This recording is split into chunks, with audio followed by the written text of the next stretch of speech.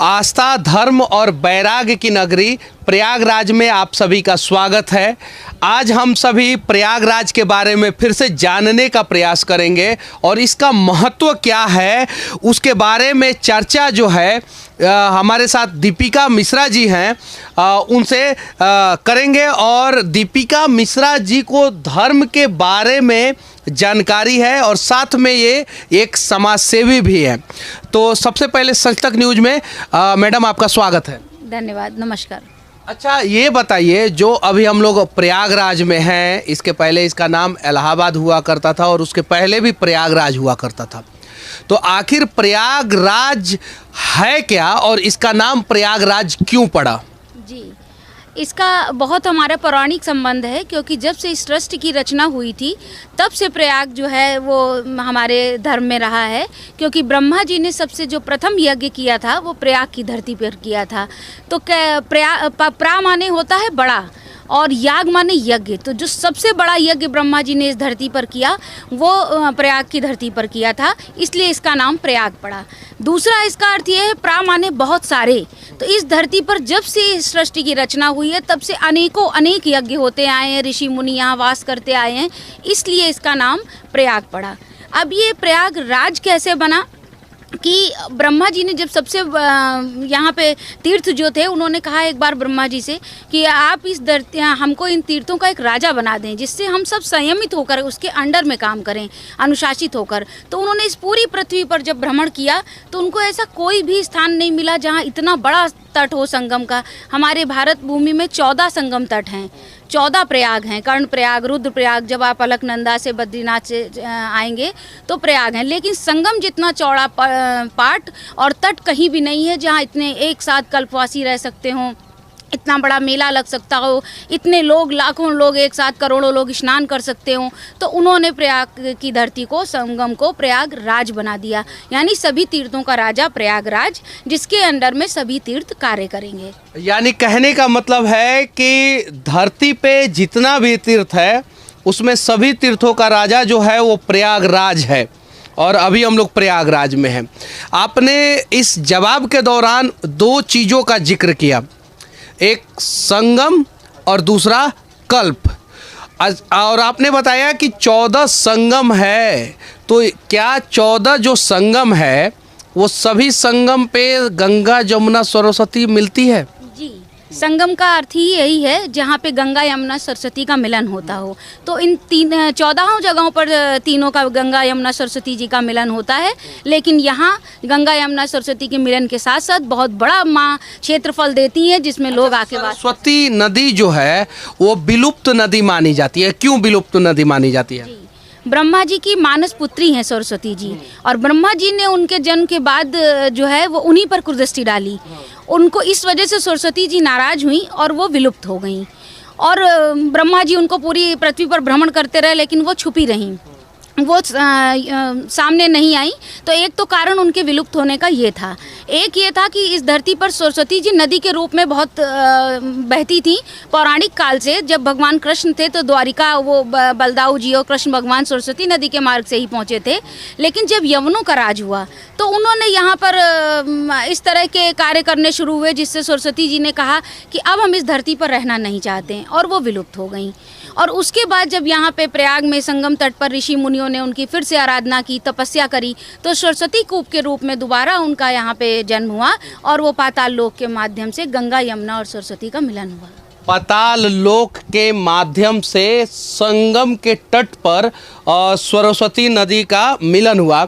और आधुनिक ज़माने के बहुत सारे साइंटिस्ट ने रिसर्च भी किया तो पता चला कि संगम के तट पर एक तीसरी नदी है।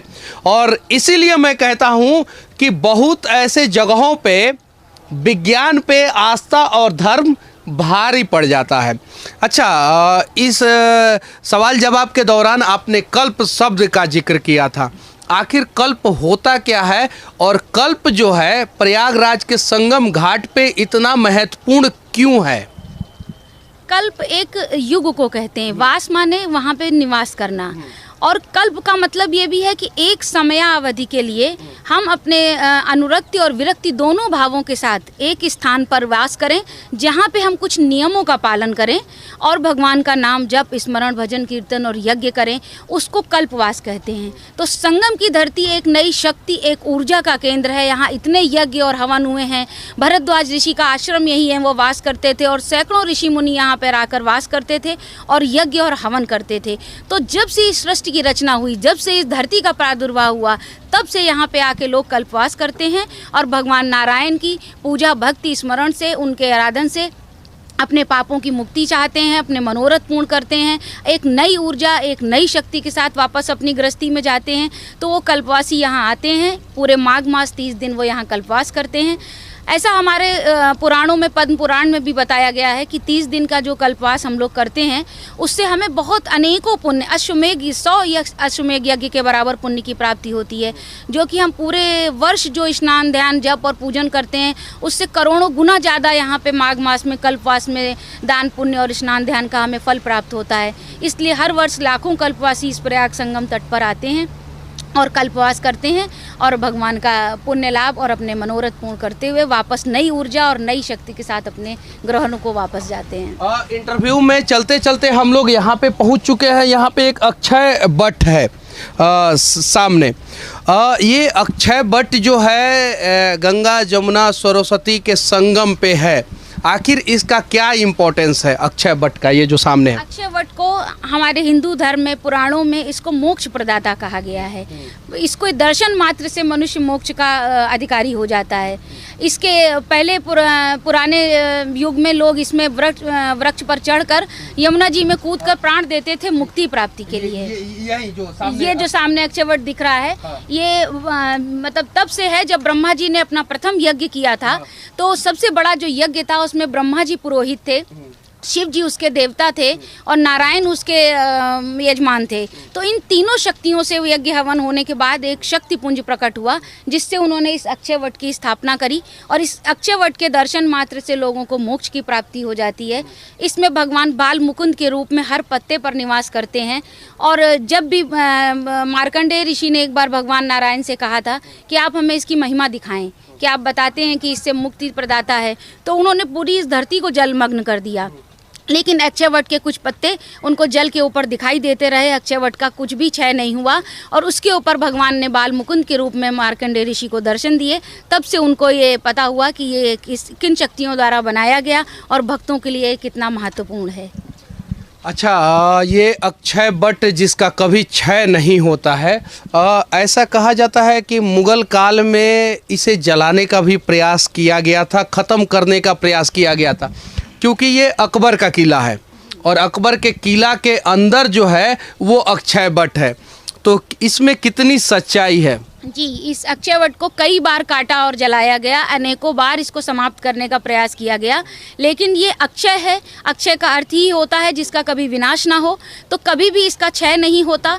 और इसके क्षय ना होने के पीछे भी एक कारण है कि जब राम, लक्ष्मण और सीता वन के लिए आए थे और भरद्वाज मुनि के आश्रम में गए, तो उन्होंने इसकी महिमा बताई और उन्होंने कहा कि आप अक्षय वट के नीचे जाके विश्राम करें।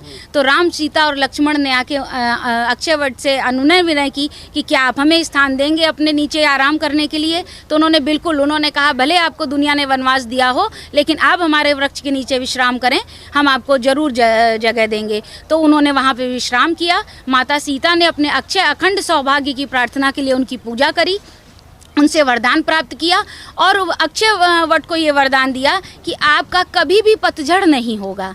आपके कितने भी पत्ते गिर जाएं, लेकिन आप हमेशा हरे भरे रहेंगे और पत्तों से भरे रहेंगे और लोगों को अपना आशीर्वाद देते रहेंगे। इसलिए आप कभी भी पतझड़ नहीं होगा, आपका कभी क्षय नहीं होगा। ये है अक्षय वट की कहानी।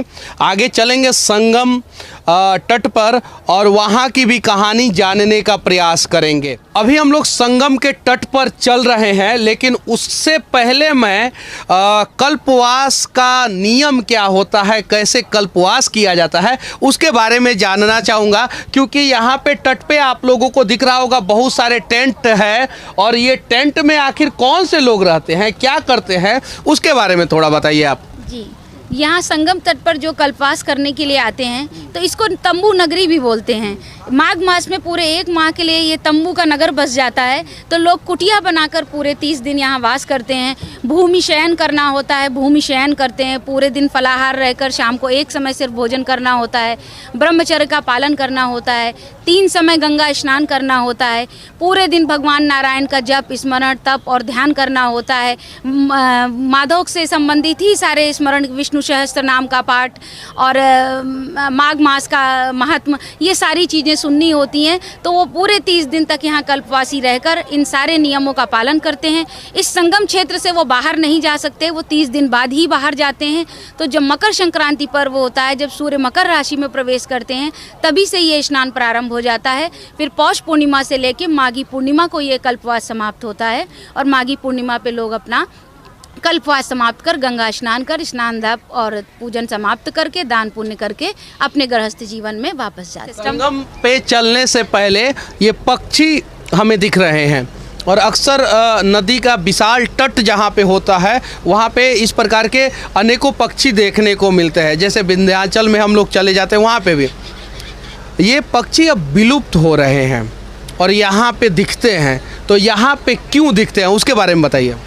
ये वैसे तो साइबेरियन बर्ड्स हैं और ये इस मौसम में माघ के महीने में शायद आस्था के रूप में भी आ जाती हैं और उनको मौसम भी यहाँ का बहुत सूट करता है कि वो गंगा यमुना और या कल्पवासी तो बनने नहीं आ जाती ना 1 महीना के लिए। हो सकता है उनके पूर्व जन्म के कुछ ऐसे संस्कार और प्रारब्ध हों कि ईश्वर उनको ये माघ के हर महीने, हम 2 साल से आ रहे हैं, देख रहे हैं कि ये सारे पक्षी पूरे माघ मास यहीं वास करते हैं और अभी जैसे ही ग्रीष्म ऋतु चालू होगी वो यहाँ से पलायित हो जाएंगे।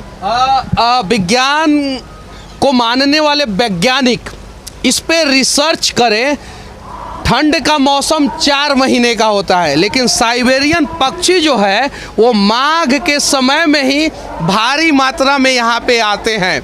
उसके पहले भी ठंड होता है ना, उसका पहले वाला महीना भी ठंड, दिसंबर मंथ भी होता है, लेकिन ये माघ के समय में ही आते हैं, यानी पूर्व जन्म का कुछ होगा। चलिए ठीक है, संगम पे अब हम लोग पहुँचने वाले हैं। संगम की महत्व के बारे में आप थोड़ा सा बता दीजिए। जी, गंगा, यमुना और सरस्वती, वैसे तो कहते हैं कि माघ मास में शीतल जल में जहाँ भी पवित्र नदी हो, जलाशय हो, कुंड हो, नारायण उसमें वास करते हैं। श्री कृष्ण माधव के रूप में उसमें वास करते हैं और अभी अपने सभी भक्तों को पूरे उनकी हर इच्छित मनोकामना पूर्ण करते हैं जो शीतल जल में डुबकी लगाता है। लेकिन ये प्रयाग है, ये संगम है, गंगा, यमुना, सरस्वती तीनों नदियों का यहाँ पे मिलन है, इसलिए भगवान नारायण को ये स्थान बहुत प्रिय है। और कहते हैं कि जब माघ मास आता है तो हमारे सारे तीर्थ, सारे देवता और सारे पितृ यही संगम में तीर्थराज में वास करते हैं और इस जल में वास करते हैं। तो इसलिए इसकी महिमा अनंत है कि जब हम यहाँ पे शीतल जल में डुबकी लगाते हैं तो हमें हमारे सारे तीर्थ, सारे पितर और सारे देवताओं का आशीर्वाद प्राप्त होता है और हम सारे संकटों से मुक्त हो जाते हैं। सारे संकटों से मुक्त हो जाते हैं अगर हम इस संगम में स्नान करते हैं माघ के महीने में। ये जमुना नदी है और सामने आपको गंगा नदी दिख रहा होगा और यही है संगम। अभी हम लोग संगम पे हैं। अच्छा ये बताइए, धर्म विज्ञान का सवाल हो गया, अब थोड़ा सा पॉलिटिकली सवाल मैं करने जा रहा हूँ। पिछली सरकारें और वर्तमान सरकार में अच्छा काम प्रयाग के लिए कौन लोगों ने किया है? प्रयाग के लिए अच्छा काम तो इसी सरकार ने किया है, क्योंकि इतना बड़ा मेला, इतने बड़े मेले का अच्छे तरीके से आयोजन कि सभी भक्त बहुत ही आस्था, श्रद्धा और बहुत ही आराम से सुविधापूर्वक स्नान करके जाते हैं। किसी प्रकार की कोई दिक्कत नहीं आती है। सभी तरह की पुलिस, सिक्योरिटी, प्रशासन और सभी तरह के कार्यों को पूरा 3 महीने पहले से आरंभ कर दिया जाता है और देखभाल करी जाती है और सभी जहाँ तक भक्त लोग जो हैं वो खुश और प्रसन्न होकर ही यहाँ से जाते हैं। किसी प्रकार की कोई दिक्कत नहीं आती। पिछले 2 सालों में कोरोना का 3 वेव आ चुका है, first wave, second wave, third wave, और प्रयागराज के संगम पे दुनिया का सबसे बड़ा मेला लगता है। उसके बावजूद भी संगम घाट पे ऐसा कोई न्यूज नहीं है और अभी कभी सुनने को नहीं मिला कि यहाँ से कोरोना विस्फोट हुआ हो या किसी को कोरोना हुआ हो और यहाँ से कोरोना फैला हो। इसके पीछे क्या रीज़न है? जी, इसको यहाँ पे कुंभ की नगरी भी बोलते हैं, कि जब देवताओं और असुरों ने समुद्र मंथन किया और उसमें से जो अमृत मिला था वो 4 स्थानों पर गिरा था। तो एक था प्रयाग, हरिद्वार और उज्जैन और नासिक। तो इस जल में अमृत का प्रवाह होता है और माघ मास में स्वयं नारायण इसमें वास करते हैं। तो कहते हैं इससे हमारे एक तरह का वैक्सीनेशन हो जाता है, एक तरह का अमृत हमारे शरीर में दौड़ जाता है, जिससे मैं रोकना चाहूँगा। एक तरीके का वैक्सीनेशन हो जाता है, एक तरीके का अमृत जो है शरीर में दौड़ जाता है। तो वो वाला वैक्सीन ले ना लें, लेकिन ये वाला वैक्सीन लेना ज़रूरी है। उसके लिए ये वाला वैक्सीन आप कब लेंगे? जब अगर भारत की सभी नदियाँ शुद्ध रहेंगी और अगर नदियों का प्रयोग जो है आप स्नान ध्यान के लिए करेंगे, जैसे पुराने समय में हमारे ऋषि महर्षि किया करते थे, तो उन्हें कोई भी बीमारी नहीं हुआ करता था। और जब भी आप इतिहास उठा के देख लेना, जब भी किसी भी प्रकार का महामारी भारत में आया है तो बड़े बड़े डॉक्टर और साइंटिस्ट ने भी कहा है कि आप लोग नदियों में स्नान करना शुरू कर दें।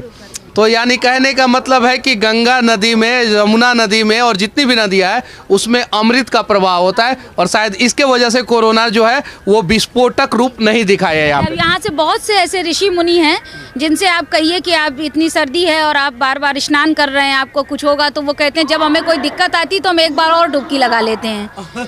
3 की जगह 4 बार लगाते हैं, 5 बार लगाते हैं और वो हल्के वस्त्र पहनकर, एक शॉल ओढ़कर और धोती पहनकर घूमते रहते हैं और कहीं कोई उनको रोक धोक या बीमारी नहीं है, किसी प्रकार का कोई कोविड नहीं है। तो वो अपने आप से वैक्सीनेटेड हैं। उन्हें माँ गंगा पे, माँ यमुना, माँ सरस्वती पे इतनी आस्था है कि वो आस्था भारी पड़ती है उनको कोविड पर। वैसे प्रशासन और पुलिस ने पूरे इंतजाम इस मेले में किए हुए हैं। साउंड सिस्टम के माध्यम से भी वैक्सीन, यहाँ जितने भी पुलिस और प्रशासन के लोग हैं सबका पहले टेस्ट कराया गया है। कोविड टेस्ट के बाद ही यहाँ ड्यूटी लगाई गई है। जितने नाविक हैं, मल्लाह हैं, उनका भी कोविड टेस्ट किया गया है और सभी को लगातार अवेयर किया जाता है कि आप मास्क पहन कर आएँ, सैनिटाइज़र का प्रयोग करें और भीड़ ना बढ़ने दें, इसका पूरा ध्यान रखा जाता है। सैनिटाइज़र का प्रयोग करने की क्या ज़रूरत है? नदी में ऑलरेडी, नदी का जो गंगा नदी का पानी है वो सैनिटाइज़र से भी ज़्यादा शुद्ध और सही है। जी, 2 साल से हम खुद भी यहाँ स्नान कर रहे हैं, लेकिन कभी इस तरह की कोई दिक्कत हमें भी नहीं आई और भक्तों को भी नहीं लगता कि करोड़ों भक्त स्नान करके जाते हैं कभी। अच्छा, आपका ग्रेजुएशन कौन से सब्जेक्ट से हुआ है? जी, होम साइंस से। होम साइंस से। तो होम साइंस के साथ साथ धर्म के बारे में इतनी जानकारी आपको कैसे है? जी, हमारे दोनों परिवार, जिस शादी से पहले जो मेरे माता पिता का परिवार था और शादी के बाद जो ससुराल में मेरे सास ससुर और पीढ़ियाँ थी, वो सभी इतने ज़्यादा धार्मिक हैं कि उनका ज़्यादा से ज़्यादा समय धर्म, कर्म और वेद पुराणों को पढ़ने में व्यतीत होता है। तो उन्हीं को सुनते सुनते कुछ चीज़ें सुन के याद हो गई और कुछ पढ़ने का शौक़ मुझे भी हो गया। तो पढ़ते और आस्था और भगवान की पूजा भक्ति करते करते थोड़ा ज्ञान आ गया। चलिए ठीक है, अभी हम लोग प्रयागराज जो आस्था, धर्म और वैराग्य की नगरी है यहाँ पे थे और हमारे साथ दीपिका जी थी, जिनसे हम लोग जो है धर्म के बारे में, प्रयागराज के बारे में, संगम के बारे में, कल्प के बारे में और आखिर जो है इस जगह का इतना महत्व क्यों है, उन सब चीज़ों पे चर्चा कर रहे थे। हमारा ये चर्चा आप लोगों को कैसा लगा कमेंट करके ज़रूर बताना और प्रयागराज के बारे में, कुंभ के बारे में और कल्प अवधि के बारे में आप लोग क्या सोचते हैं इसके बारे में भी ज़रूर बताना। आखिरी में चलते चलते एक सवाल और सबसे महत्वपूर्ण सवाल अधूरा रह गया, बीच में आपने उसका जवाब देने का प्रयास किया कि कुंभ अमृत, कुंभ यहाँ पे क्यों लगता है? क्योंकि 4 स्थानों पे ही अमृत गिरा था। हाँ। तो 12 वर्ष पे एक स्थान पे कुंभ आता है, तो हर 12 वर्ष में अलग अलग 4 जगहों पे कुंभ पड़ता है। 12 वर्ष पे कुंभ, 6 वर्ष पे अर्ध कुंभ और हर साल माघ मेला, और वो भी माघ मेला ऐसा कि दुनिया का सबसे बड़ा मेला। ये कहानी है प्रयागराज की और हर साल 1 महीना के लिए ये संगम तट पे जो है प्रयागराज के अंदर एक नया जिला बनाया जाता है, जिसके लिए हर चीज़ की व्यवस्था की जाती है। मेला के एसपी होते हैं, मेला के डीएम होते हैं, मेला का पुलिस होता है, मेला का पूरा सिस्टम होता है और सिर्फ 1 महीना के लिए, कहीं नहीं तो कहीं इस प्रकार का व्यवस्था करने में सरकारें असक्षम हो जाती अगर प्रयागराज की ये अद्भुत कहानी नहीं होती। तो बाकी हमारा ये प्रयास कैसा लगा कमेंट करके ज़रूर बताना। जय हिंद।